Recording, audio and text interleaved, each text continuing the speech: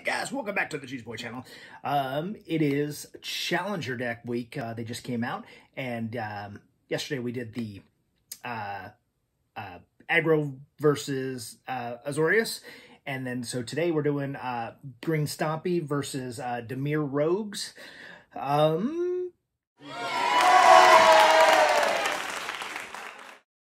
Kind of just opening them up to see what's in the boxes, see if they're worth buying, see what the kind of like the monetary value is, if they're worth buying, if they're worth playing.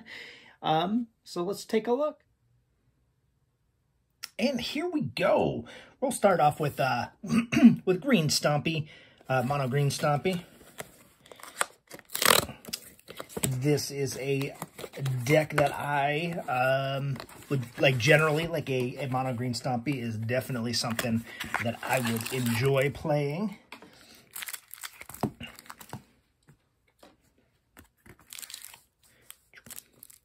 And then, oh, right there, right on top, the Turntimber Symbiosis.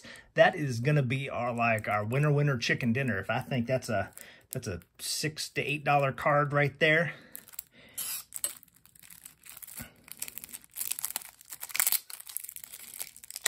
That card has been seeing some action in green. That is a pretty good guy.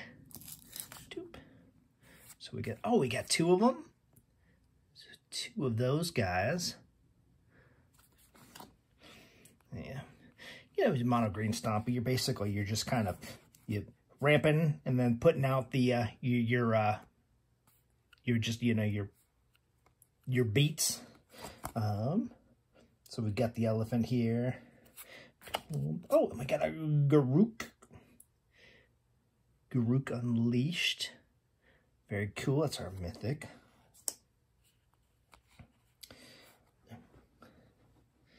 A Stone Coil Serpent. A couple Swarm Shamblers. Oh, Scavenging Ooze. There's a card that got some work for a long time. They've now reprinted it a bunch of times, so it's not big dollar anymore. But I remember that card used to be pretty fantastic in most decks. Wildborn Preserver, a Yorlov. That's a pretty decent card. I like him. 4 of on the adventure cards.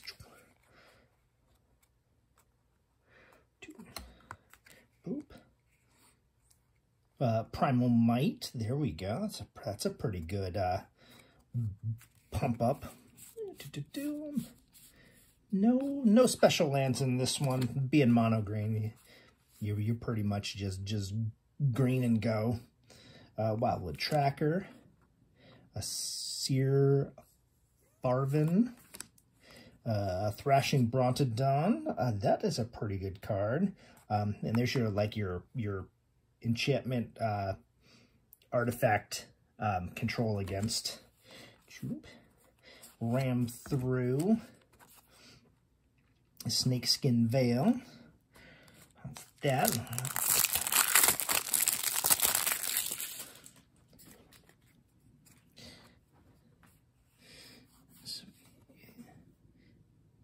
Kalini Ambush, a Chain Web. 3 of those. Return to Nature. There's another one of those control. Yeah, like your defense against artifacts, enchantments.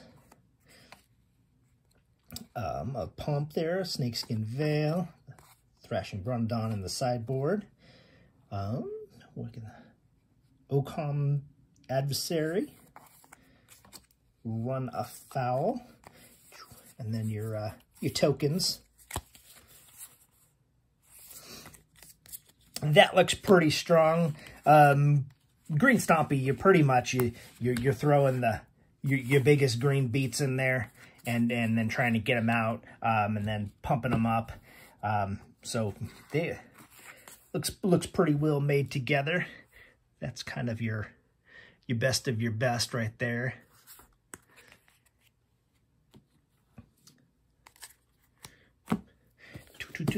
And then we got the Challenger, the Dimir Rogues.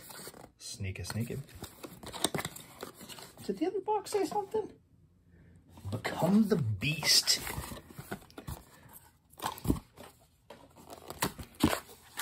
And again, I like when you buy the Challenger decks. They come with like a little deck box. Carry your stuff. You get your little divider so you can separate your sideboard. Because they do actually come with a sideboard as compared to like the intro decks and stuff. And so that's always nice when you get a sideboard. So you really have a complete deck. And these are really made to be kind of a open shuffle and go, where the some of those intro decks need to be helped along, modified a little bit.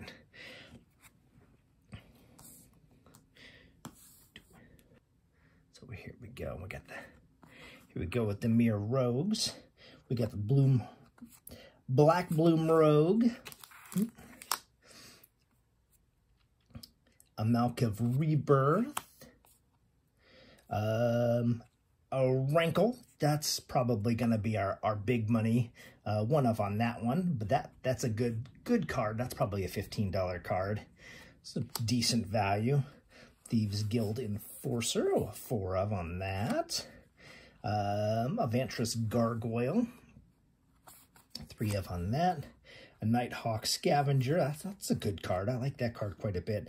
Flying Death Touch and Lifelink, I can't go wrong with that. Zereth Sand. Oh, and like with the Azorius, you get a 4 of on the temple on the rare land, which is really nice. I like that. Like that they're doing a 4 of on the better lands, and they're not just throwing a 1 of in there, and then you have to go search to see if you can find 3 more. And the Dismal Backwater. That's one of those ones. Probably replace it with something that doesn't come in tapped to speed things up a little bit, but not bad. Merfolk Windrobber, 4 of. Soaring Thought Thief. Drown the Lock. Oh, a 4 of on that. That's a good card. That's a really good card. That's been seeing some action. Those are probably $3-4 a piece. Bloodchief Thirst. Eliminate. There's your just destroy. Heartless Act. There's a fantastic uncommon. That one's really getting some action. And then a little bit of control. You got to your negate, into the story. Persistent Haze. Agonizing Remorse. Oh, geez, sorry. Cling to Dust. There's another Blood Chief. Some hand control, duress, making them a discard. And then your little tokens, your Goblin Rogues and your Fairy Rogues, because it is a Rogues deck. I am not quite as familiar with the black and blue here as I have been with the other decks. Like the Green Stompy here, I think that's a very decent deck, because you don't necessarily have to have the highest dollar stuff to make Green Stompy good. You just kind of have like the bigger cards, and then you get them out quick. So I think that one's definitely a pretty decent deck. That's probably a $45-50 deck, if you individually pieced it out. Dimir Rogues, I should have put Rankle up there on top. Like I said, I'm not quite as familiar with these cards. I have not really played putting these together, but this one does look good. Looks pretty quick. A lot of small stuff. I know the Rankle's really good. I think. Kind of looking at this one's probably like a $60 deck. But both of them, I mean, great value for what you're getting. Both of them look like minimal updates, to make them very competitive, probably real fun to play right out of the box. I always like these challenger decks because they do a good job of balancing them all. Like you get all 4 of them, they're all pretty balanced. You play them and you right out of the box, a lot of fun. And then of course you take them apart. You just kind of put them, see how competitive you can make them. But they play pretty well out of the box. We used to have a store, and I remember there was a mono black one, and multiple times we had people who came in and who had bought those mono black challenger decks and opened them up and, gone top 4. I think even one time somebody won first place with it just straight out of the box. They just opened it, sleeved it, and they were ready to go. But every season they've done this. I know the Hazarat one a couple years ago was really good right out of the box as well. But yeah, I mean, I definitely think this one's a boop, thumbs up. This one's a thumbs up. Value-wise and play-wise, both definitely worth picking up. Thanks, guys, for taking this little journey with me, looking at the new Challenger decks. Like I said, we did the first 2 before, and this is the second 2, and they just come out this weekend, so definitely take a look into them. It's a great way to start, great way to, like if you haven't played in a while, and you're like, hey, what do I get that's, just halfway decent so I don't have to, like, spend a bunch of time building a deck. These are perfect way to do that. And especially since we just had COVID and nobody's really played Standard in 12 months, 9 months at least. But yeah, I mean, I really think these are fantastic. Wizards does a great job with the Challenger decks. So you guys have a good one. Thanks for joining us, and you have a good afternoon.